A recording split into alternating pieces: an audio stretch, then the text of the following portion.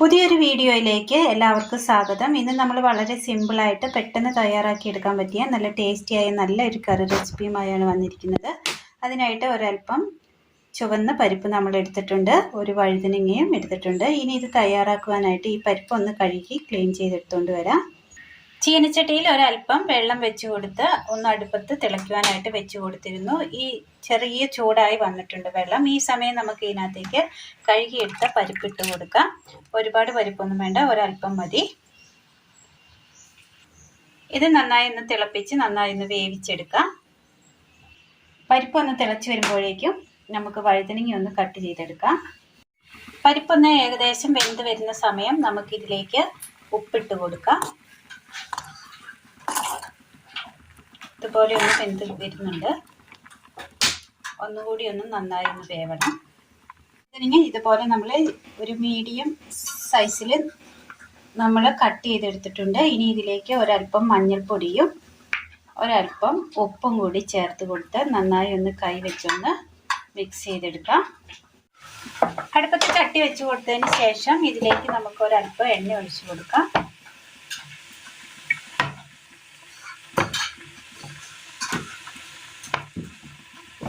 എണ്ണയൊന്ന് നന്നായി ചൂടായി വരുന്ന നേരം ഇതിലേക്ക് നമുക്ക് കടുക് ഇട്ട് കൊടുക്കാം.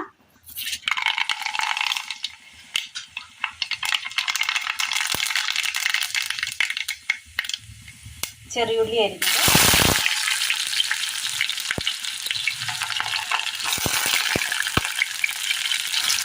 അത്യാവശ്യം നല്ല വലിപ്പമുള്ള ചെറിയുള്ളിയാണ് നമ്മൾ എടുത്തിരിക്കുന്നത്. ഇനി ഇതിലേക്ക് കാന്താരി മുളക് ഇട്ട് കൊടുക്കാം. കൂടാതെ ഇതിനൊപ്പം തന്നെ ഒരു അല്പം വെളുത്തുള്ളി കൂടി ഇട്ട് കൊടുക്കുകയാണ്.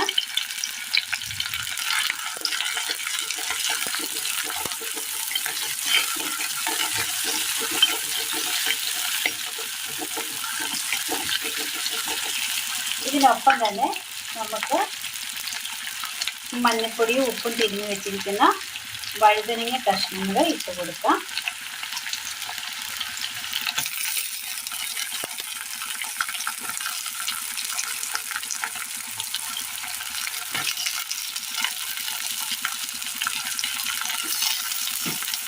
അധികം മൂക്കാത്ത വഴുതനങ്ങ വേണം ഇതിനായിട്ട് നമ്മൾ എടുക്കുവാനായിട്ട്.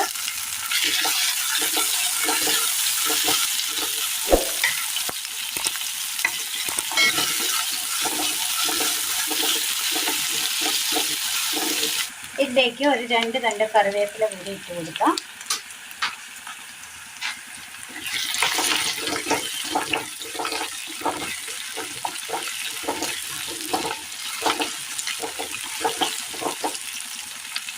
ഇതിങ്ങനെ പരത്തി വെച്ച് കൊടുത്തതിന് ശേഷം ഇടയ്ക്കിടയ്ക്ക് ഇങ്ങനെ ഇളക്കി കൊടുത്തുകൊണ്ടേയിരിക്കണം.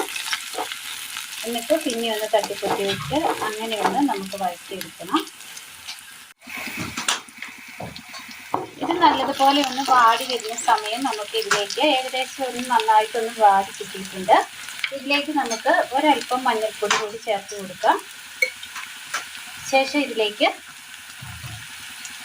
മല്ലിപ്പൊടി,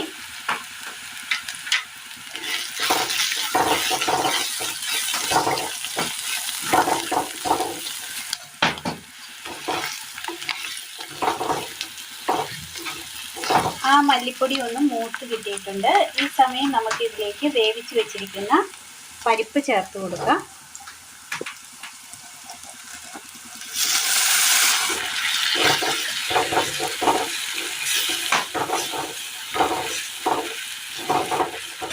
നന്നായി ഒന്ന് മിക്സ് ചെയ്യാം.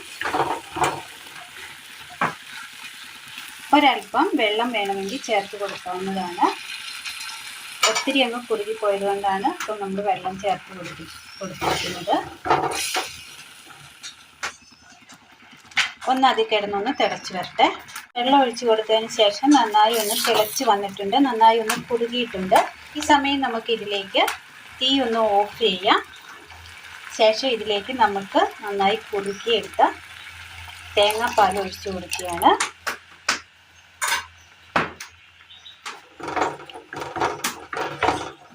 നന്നായി ഒന്ന് ഇളക്കി കൊടുക്കാം. ചോറിന് ഒഴിച്ചു കൂട്ടാൻ പറ്റിയ നല്ലൊരു ടേസ്റ്റിയായ നല്ലൊരു